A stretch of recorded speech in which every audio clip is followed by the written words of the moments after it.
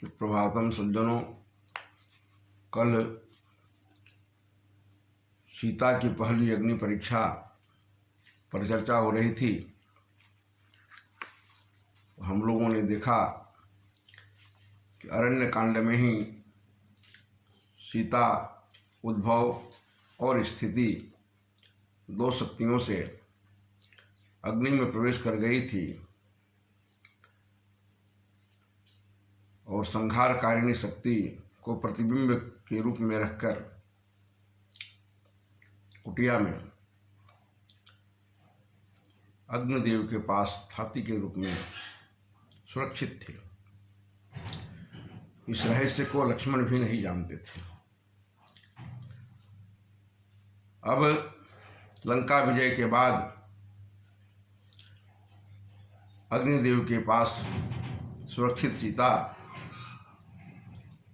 को इसी राज के साथ प्रभु राम वापस लेते हैं और वह छाया रूपी सीता अग्नि में समाहित होती है। यही राज है सीता की अग्नि परीक्षा का। तो आइए अब हम लंका कांड में चलते हैं। लंका विजय के बाद के इस प्रसंग को देखते हैं। मंगल भवनय मंगलहारी द्रवं सुदशरथ जिर बिहारी। कह रघुबीर कहा मम मानहु सीत ही सखा पया दे जानहु। सीता को पैदल ही लाने का आदेश देते हैं राम। अशोक वाटिका से माता सीता पैदल ही आती हैं। देखहूँ कपि जननी की नाई बिहसी कहा रघुनाथ गोसाई। हंसते हुए भगवान राम अपने सेना से कहते हैं कि माता जानकी आ रही हैं, आप उन्हें माता की तरह ही देखें। सुने प्रभु वचन भालु कपिहर से नभते सुरन सुमन बहुबर से। कि वानरी सेना प्रभु की बात सुनकर प्रसन्न हो जाती है और आकाश से देवता पुष्प वर्षा करते हैं। फिर आगे प्रभु क्या कहते हैं? सीता प्रथमा अनल महु राखी। सीता प्रथमा अनल महु राखी। प्रगट किन्हि चह अंतर साखी। सीता को पहले अग्नि के पास थाती के रूप में रखा गया था। उस सीता को प्रकट करना चाहते हैं अपनी अंतरात्मा को साक्षी देकर। ते कारण करुणा निधि। गौर कीजिए, ते कारण करुणा निधि। कहे कछुक दुर्बात सुनत जातु धानी। सब लागी करें विषाद। इसी कारण से भगवान राम सीता को कुछ कड़ू शब्द कहते हैं और अग्नि परीक्षा देने की बात करते हैं। जिस बात को सुनकर वहाँ उपस्थित राक्षसियाँ दुखी हो गई, क्योंकि उन्हें मालूम था कि सीता महासती है। फिर इसकी अग्नि परीक्षा क्यों? लेकिन आगे क्या होता है? प्रभु के वचन, गौर फरमाइए, प्रभु के वचन शीस धरि सीता, बोली मन क्रम वचन पुनीता। लक्ष्मण होहूँ धर्म के नेगी, पावक प्रगट करहूँ तुम बेगी। जो सीता मन कर्म और वचन से पवित्र है, वह सीता प्रभु की बात सुनकर उसे सिरोधार्य करती है और लक्ष्मण को आग्रह करती है कि हे भैया लक्ष्मण, तुम धर्म का साक्षी बनो और शीघ्र अग्नि प्रज्वलित करो। मैं अग्नि परीक्षा के लिए तैयार हूं। सुनी लक्ष्मण, गौर कीजिए, लक्ष्मण को क्या राज नहीं मालूम था? लक्ष्मण को संकोच हो रहा है ऐसा करते हुए, लेकिन प्रभु श्री राम का आदेश है और माता सीता का भी आग्रह है। अनुशासन नहीं कहता है कि भैया लक्ष्मण को अग्नि प्रकट करना होगा। देखिए, सुनी लक्ष्मण सीता के बानी, बिरह विवेक धर्म नीति सानी। लोचन सजल, लोचन सजल जोरी कर दो, प्रभु सन कछु कही सकत न हो। लक्ष्मण के मन में अत्यंत कष्ट हो रहा है प्रभु के आदेश और माता सीता के आग्रह को सुनकर, लेकिन अनुशासन है छोटे भाई का और देवर का। वह कुछ कह नहीं पा रहे हैं, दोनों हाथ जोड़ लिए हैं, आंखें बरस रही हैं। तभी राम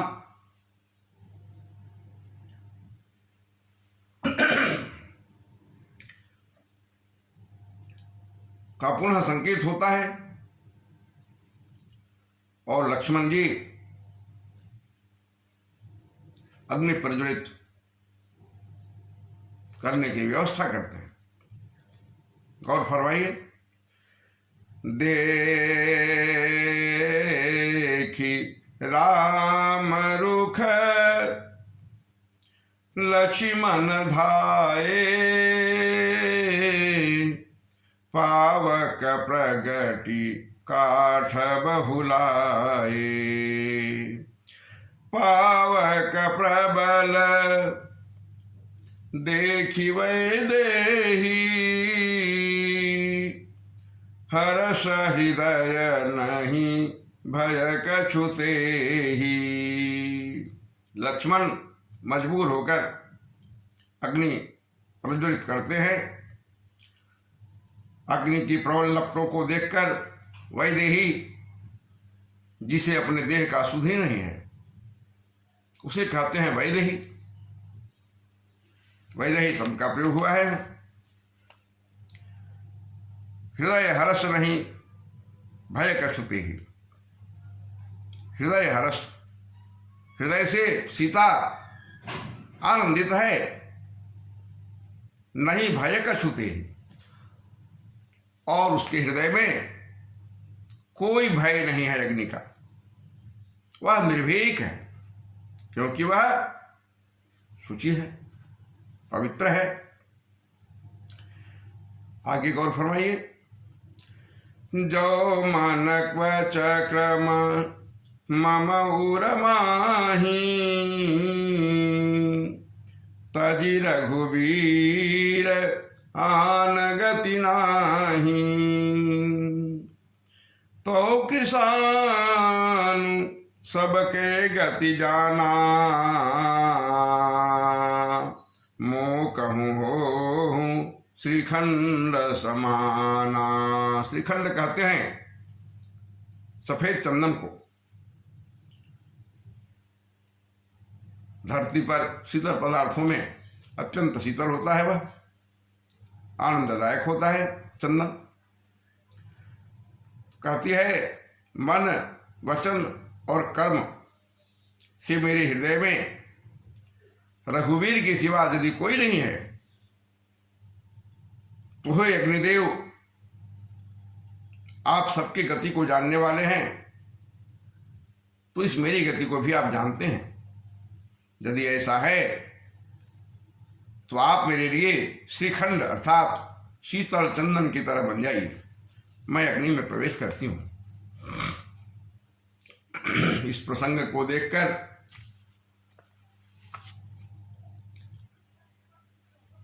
आगे के छंद का आनंद लीजिए।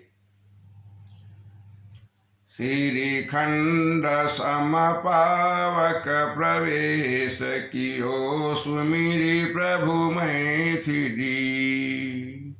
गौर फरमाइए। श्रीखंड समपावक प्रवेश कियो सुमिरी प्रभु मैथिली। जय कौशलेश महेश वंदित चरण रति अति निर्मली। प्रतिबिंब अरुलौकिक कलंक प्रचंड पावक महु जरे। और कीजिए। प्रतिबिंब अरुलौकिक कलंक प्रचंड पावक महु जरे।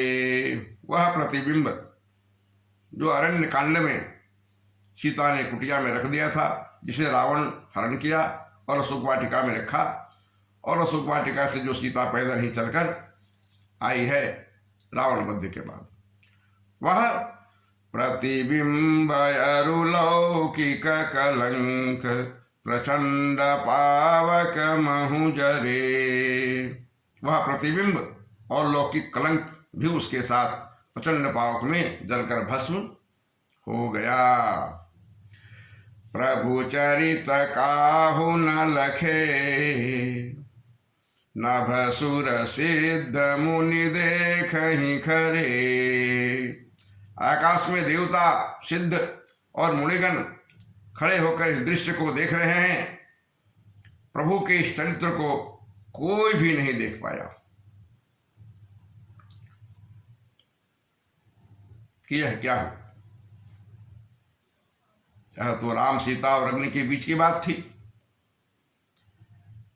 धरि रूप पावक पानी गही श्री, सत्य श्रुति जग विदित जो। गौर कीजिए। धरि रूप पावक पानी गही श्री, सत्य श्रुति जग विदिति जो। जिमि क्षीर सागर इंदिरा, जिमि क्षीर सागर इंदिरा। राम ही समर पियानि सो। और अग्निदेव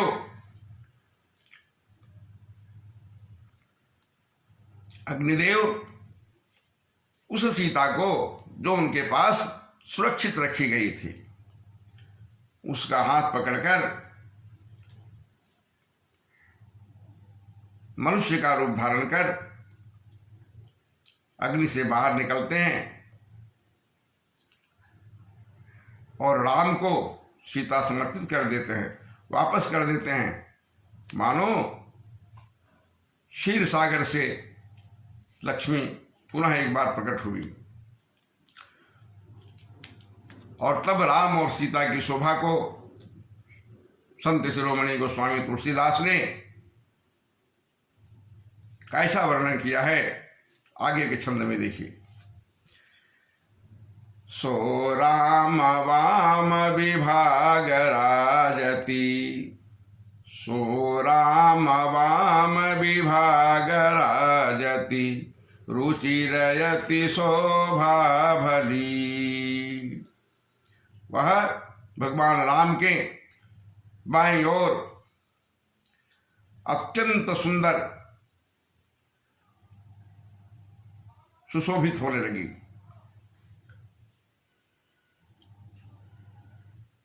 तो स्वामी तुलसीदास जी कैसी उपमा देते हैं उस क्षण राम और सीता की, सो सुनिए। नवनील नीरज नवनील नीरज निकट मानहु, कनक पंकज की कली। फिर से सुनिए। नवनील नीरज निकट मानहु, कनक पंकज की कली। कहते हैं जब वाम विभाग में प्रभु का माता सीता विराजमान हुई, वह सुंदरता ऐसी लग रही है मानो नवनील नीरज निकट मान। नूतन नील कमल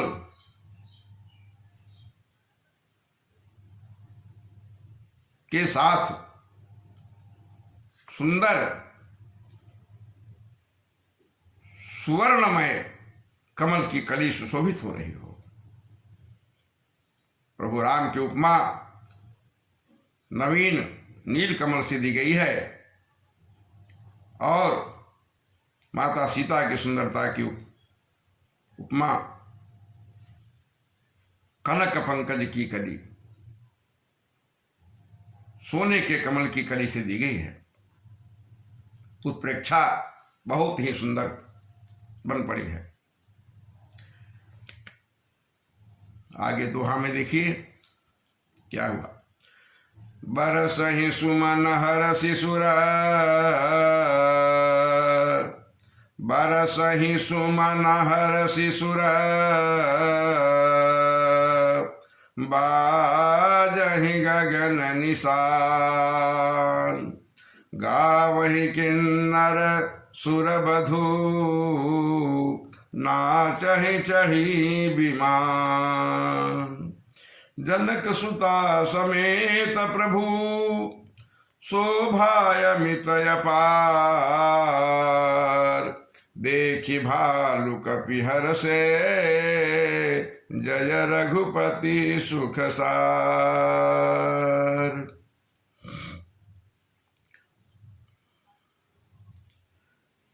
आकाश से पुष्प की वर्षा हो रही है। इस शोभा को देखकर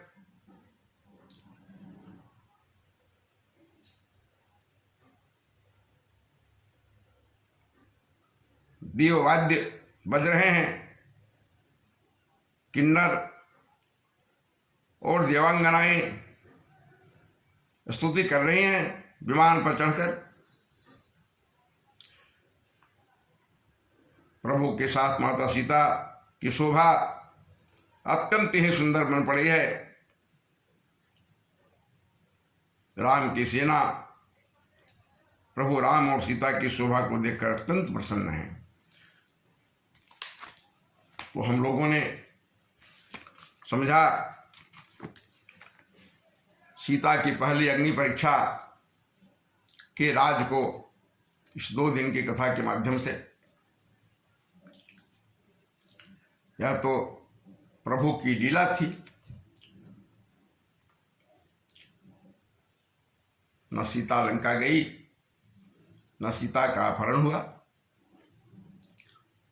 अब तो संसार को शिक्षा देने के लिए और रावण कुंभकर्ण को शाप मुक्त करने के लिए,